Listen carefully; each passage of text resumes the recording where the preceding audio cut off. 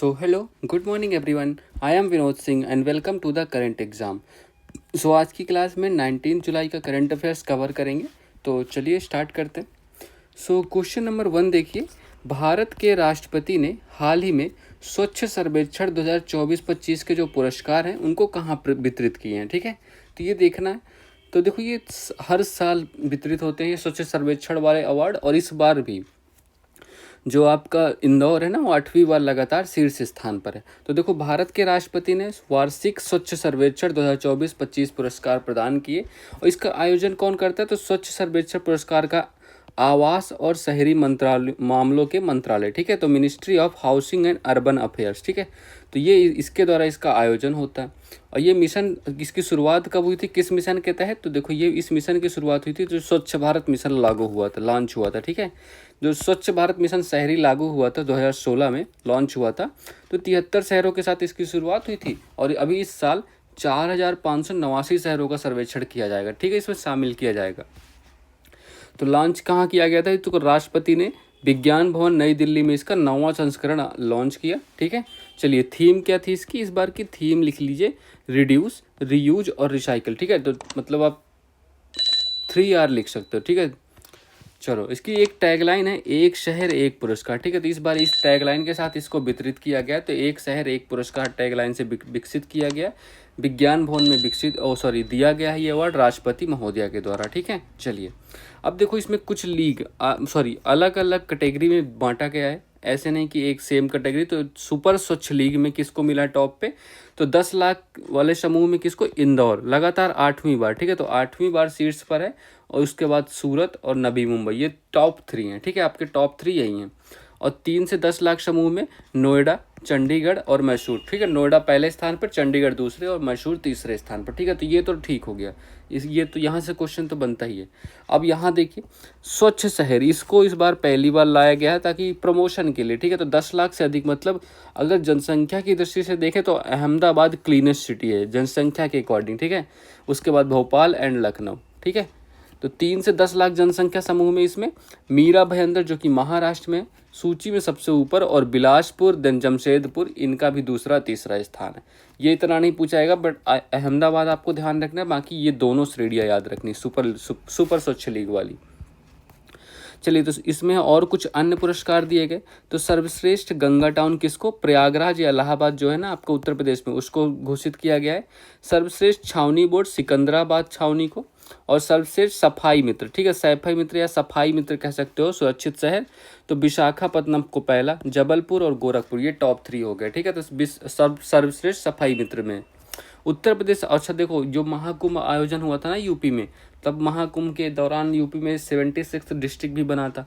तो उत्तर प्रदेश सरकार को प्रयागराज मेला प्राधिकरण और प्रयागराज नगर निगम को महाकुंभ के दौरान उनके असाधारण शहरी अपशिष्ट प्रबंधन प्रयासों के लिए सम्मानित किया गया.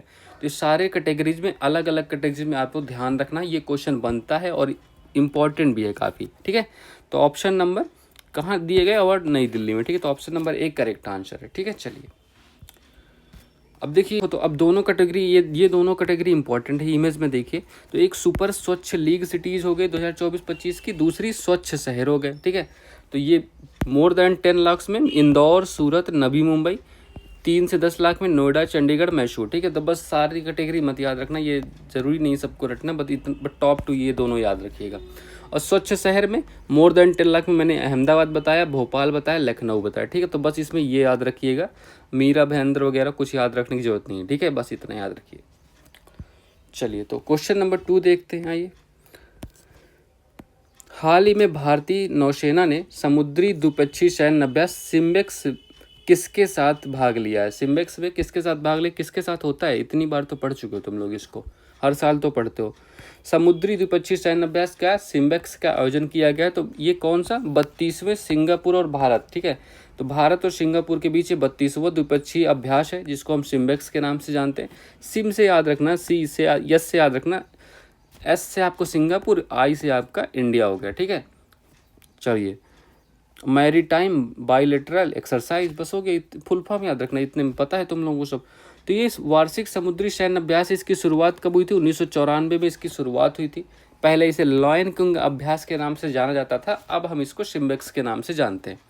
इसका उद्देश्य क्या है? दोनों देशों के नौसेना के बीच विश्वास, आपसी तालमेल और संचालन को क्षमता को बढ़ाना और समुद्री सुरक्षा को भी बढ़ाना इसका उद्देश्य होने वाला है। इसमें भारत की तरफ से 4 स्वदेशी युद्धपोत शामिल होंगे, 4 INS मतलब इंडियन नेवल शिप।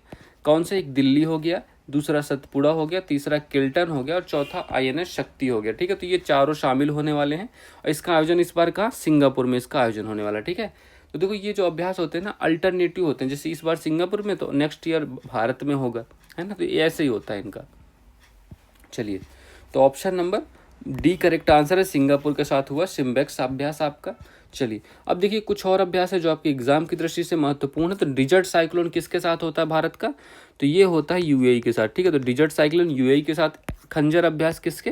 किर्गिस्तान के टाइप सिर्फ खंजर अभ्यास किर्गिस्तान। ठीक है, ये ध्यान रखिएगा। धर्म गार्जियन तो आपको पता है अच्छे से, जापान है। और समुद्र लक्ष्मण क्या हो गया? समुद्र लक्ष्मण मलेशिया। ठीक है, समुद्र लक्ष्मण किसके साथ होता है? मलेशिया के साथ होता है समुद्र लक्ष्मण। टाइगर ट्रम्प USA के साथ होता है। लामितेय अभ्यास किसके? सेचल्स के साथ होता है। ठीक है, तो लामितेय अभ्यास सेचल्स के साथ होता है। और डस्टलिक अभ्यास उज्बेकिस्तान के साथ। शक्ति अभ्यास फ्रांस के साथ होता है। ठीक है, तो शक्ति फ्रांस के साथ होता है। युद्ध अभ्यास किसके? USA का अभ्यास है। सूर्य किरण आपका नेपाल के साथ होता है। और सिम्बेक्स किसके साथ होता है? सिम्बेक्स होता है आपका कंबोडिया। तो C से हो गया कंबोडिया, I से हो गया इंडिया। ठीक है, कंबोडिया। ठीक है, तो ये ध्यान रखिएगा। ठीक है, कंबोडिया के साथ होता है। तो ये कुछ अभ्यास ध्यान रखिएगा किसके साथ होते हैं, ये आते हैं एग्जाम में आपके। ठीक है, तो एक्सरसाइज वगैरह पूछी जाती है। चलिए, तो क्वेश्चन नंबर 3, हाल ही में शॉर्ट रेंज बैलिस्टिक मिसाइल पृथ्वी सेकंड और अग्नि फर्स्ट का सफलतापूर्वक परीक्षण कहाँ किया गया है? अब ये बताओ भाई, इसका परीक्षण कहाँ हुआ है, ये हैं क्या? तो पहली बात तो शॉर्ट रेंज, इनके नाम में सब कुछ लिखा है। शॉर्ट रेंज है मतलब रेंज ज़्यादा बड़ी नहीं है। बैलिस्टिक मिसाइल है एक तो। ठीक है, तो कौन कौन सी? पृथ्वी सेकंड और अग्नि फर्स्ट, इन दोनों का परीक्षण किया गया है 17 जुलाई 2025 को। कहाँ?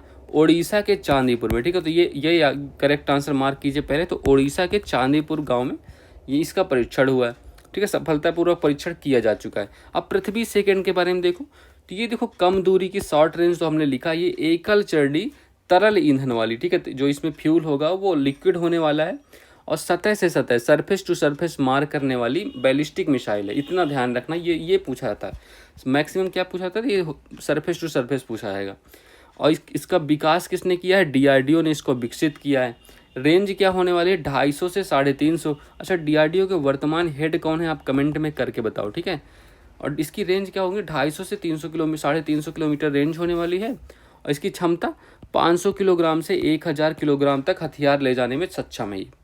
और ये एंटी बैलिस्टिक मिसाइलों को धोखा दे, मतलब गुमराह करने में तेज है। मतलब जो आपको होता है ना पागल बनाओ, वही कि मतलब धोखा दो। धोखा देने में तो वो भी मतलब अच्छा ही था, है ना? अच्छा था या अच्छा थी? चलो कोई बात नहीं। आ जाओ, दूसरी अग्नि फर्स्ट देखो। अग्नि फर्स्ट तो प्रकार देखो, तो लघु से मध्यम दूरी। ठीक है, तो लघु से मध्यम दूरी एकल चरण में ठोस ईंधन वाली। वो जो आपकी पृथ्वी सेकंड थे लिक्विड ईंधन था, इसका आपका सॉलिड फ्यूल है। बैलिस्टिक मिसाइल ये भी है, DRDO ने इसका भी विकास किया है।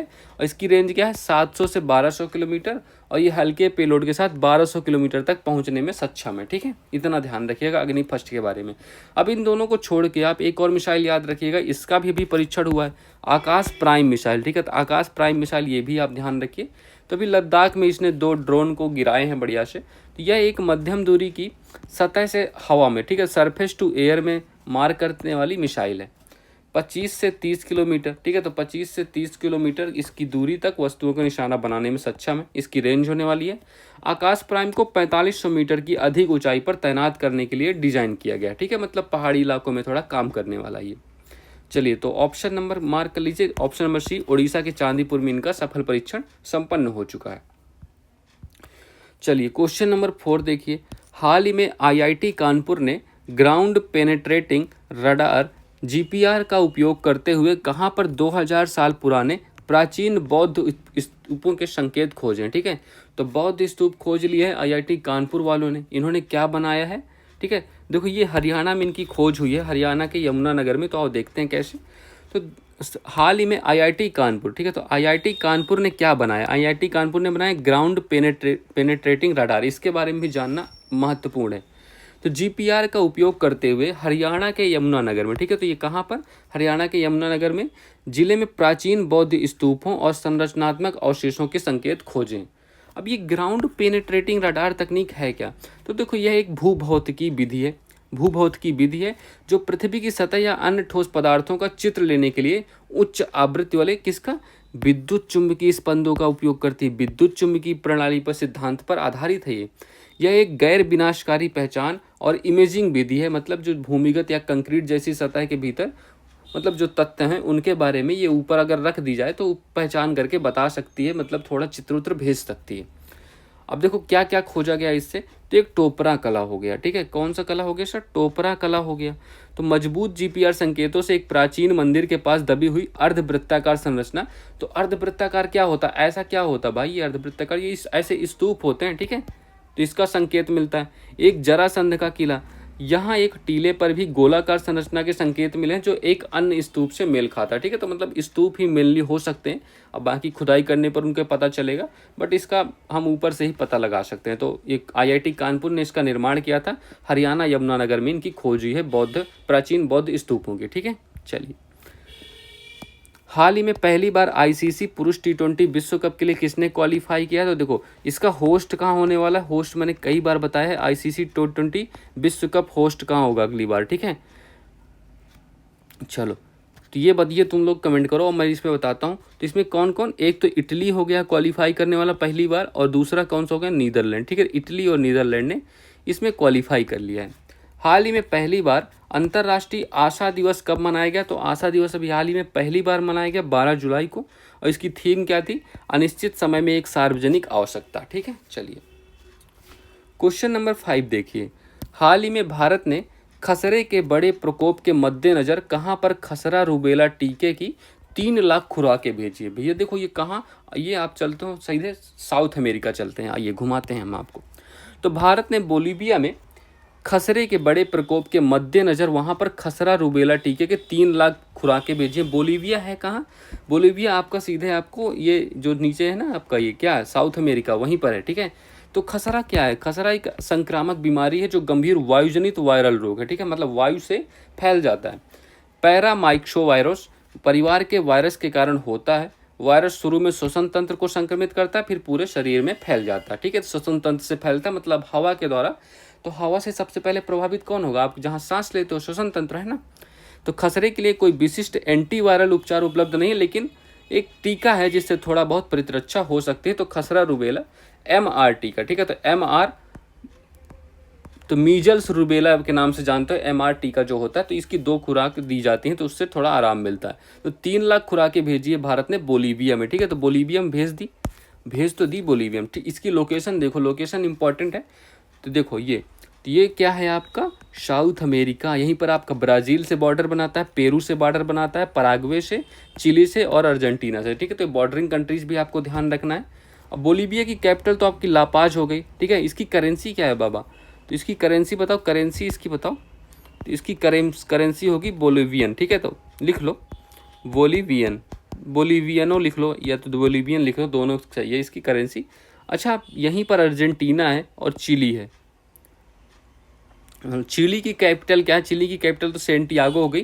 पेरू की कैपिटल क्या है, पेरू की कैपिटल यहाँ की, पेरू की कैपिटल आपकी लीमा, याद रखिएगा, पेरू की कैपिटल लीमा। और करेंसी क्या है पेरू की करेंसी है यहाँ की शोल करेंसी है, लीमा कैपिटल है। अर्जेंटीना के बारे में बताओ, तो अर्जेंटीना ब्यूनस आयर्स, ये तो कई बार आपने पढ़ा है ना, तो ब्यूनस आयर्स है। और यहाँ की करेंसी क्या है, तो यहाँ की अर्जेंटीना की पेसो यहाँ की करेंसी है, ठीक है। तो ये सब भी ध्यान रखिएगा। हाल ही में ये देखो भैया, ये क्वेश्चन अच्छा है। तो हाल ही में रेक्जेनस प्रायद्वीप में एक ज्वालामुखी विस्फोट हुआ है जो 2023 के अंत से इस क्षेत्र में होने वाला 9वां विस्फोट है। इसका संबंध किससे है, तो ये भैया कहाँ होता है ज़्यादातर ये सब, लेकिन ये हुआ है आपका कहाँ, आइसलैंड में, ठीक है। तो आइसलैंड में इसका है, ठीक है। तो आइसलैंड में ये रेक्जेनस प्रायद्वीप है, वहीं पर इसका विस्फोट हुआ है, ठीक है। अच्छा यहीं पर एक आइसलैंड में एक जियो पार्क है जिसको यूनेस्को ग्लोबल जियो पार्क के रूप में बनाया गया है, ठीक है। तो ये भी आपको ध्यान रखना है। हाल ही में चर्चा में रहा पोषण ट्रैकर ऐप कब लॉन्च किया गया था? अच्छा पोषण ट्रैकर अभी ऐप याद है तुम्हें कब, 1 मार्च 2021 को लॉन्च हुआ था ये, तो 1 मार्च 2021 को लॉन्च हुआ था। और एक और पोषण अभियान भी चलाया गया था। तो पोषण अभियान कब चलाया गया था ये भी बताओ। तो पोषण अभियान चलाया गया था आपका मार्च 2018, ठीक है। तो मार्च 2018 में पोषण अभियान भी चलाया गया था, तो ये भी ध्यान रखिएगा साथ में। क्वेश्चन नंबर 6 देखिए, हाल ही में आधिकारिक रूप से भारत का पहला डिजिटल नोमैड गांव किसे घोषित किया गया है? सर ये डिजिटल, अच्छा इसका आंसर तुम लोगों ने मार्क किया, चलो तो हाँ ठीक है, बोलीविया करेक्ट आंसर है। अब डिजिटल नोमैड गांव सर होता क्या है? तो ये देखो क्या होता है, डिजिटल नोमैड वह व्यक्ति होता है जो तकनीकी का उपयोग करके दूरस्थ तरीके से काम करता है और ऑनलाइन कमाई करता है, ठीक है। मतलब डिजिटल नोमैड मतलब डिजिटली काम कर रहा है, डिजिटली भीड़ बढ़ा रहे हैं, है ना। तो भारत का पहला डिजिटल नोमैड गांव क्या है? तो सिक्किम का, देखो सिक्किम के पंग्योंग जिले के याकतेन गांव, ठीक है। तो याकतेन गांव आधिकारिक रूप से भारत का पहला डिजिटल नोमैड गांव घोषित किया गया, ठीक है। तो पहला, भारत का पहला डिजिटल नोमैड गांव कौन सा? याकतेन गांव, जो कि सिक्किम का पांग्योंग जिले में है। यह घोषणा नोमैड सिक्किम पहल के तहत की गई। अब नोमैड सिक्किम पहल क्या है? तो ये पांग्योंग जिला प्रशासन और सर्वहिती एनजीओ की एक संयुक्त पहल है, ठीक है। इन दोनों की संयुक्त पहल है। इसका उद्देश्य क्या होने वाला है सर? तो उद्देश्य होगा दूरस्थ कार्य और शांतिपूर्ण जीवन का मिश्रण। मतलब दो दूर में अकेले घर में रहो, पहाड़ों के बीच रह के काम करो, शांति प्रिय जीवन वाले पेशेवरों के लिए एक डिजिटल नोमैड हब बनाना, ठीक है। मतलब कोई किसी से कांटेक्ट नहीं, बस आप अपनी कंपनी के लिए अपने लैपटॉप से काम करते रहो, बस इंटरनेट से काम करो, दैट्स इट, ठीक है। तो भारत का पहला पूर्ण रूप से जैविक ऑर्गेनिक राज्य भी कौन है? तो 2016 में इसको ये अवार्ड मिला था, इसको मतलब घोषित किया, ये भी आपका सिक्किम है। अच्छा सिक्किम के बारे में तुम मुझे बताओ, इसकी जो स्थापना हुई थी एज अ स्टेट, ये किस कॉन्स्टिट्यूशनल अमेंडमेंट से हुई थी, ठीक है। कब हुआ था ये कॉन्स्टिट्यूशनल अमेंडमेंट और इसका नंबर क्या था? ये आपको कमेंट बॉक्स में करना है, इसका होमवर्क है आपको ये आपके लिए, ठीक है। चलिए, टिकाऊ बुनियादी ढांचे के लिए BPCL और CRRI द्वारा जियो सेल्स तकनीक का उपयोग करके कहाँ पहली प्लास्टिक सड़क बनाई जाएगी? तो ये बनने वाली आपकी दिल्ली में, ठीक है। तो दिल्ली में बनने वाली, पहली बार बनने वाली दिल्ली में, तो ये ध्यान रखिएगा। कौन इसमें हेल्प कर रहा है? BPCL और CRRI इसमें हेल्प कर रहा है। जियो सेल्स तकनीक का इसमें उपयोग किया जाएगा, ठीक है। तो प्रधानमंत्री ने स्वतंत्रता सेनानी और पूर्व मुख्यमंत्री के कामराज को, ठीक है, के कामराज को उनकी जयंती पर श्रद्धांजलि अर्पित की। इनका संबंध कहाँ से? तो भैया ये देखो, ये कहाँ से? तमिलनाडु के पूर्व मुख्यमंत्री थे, और ये इन्होंने देखो जलियांवाले बाग में आंदोलन में भाग लिया, नमक सत्याग्रह में भाग लिया, ठीक है। तो नमक सत्याग्रह में भाग लिया और भारत छोड़ो आंदोलन में भी भाग लिया, ठीक है। तो भारत छोड़ो आंदोलन, इनका ईयर लिख दो तुम लोग, ठीक है। भारत छोड़ो आंदोलन, नमक सत्याग्रह कब हुआ था और भारत छोड़ो आंदोलन कब हुआ था, ठीक है। और जलियांवाले बाग को भी ध्यान रखना इसमें। चलिए, so that's all for this class. Please like कर दीजिएगा, शेयर कर दीजिएगा और सब्सक्राइब कर दीजिएगा, ठीक है। चलिए, so have a good day and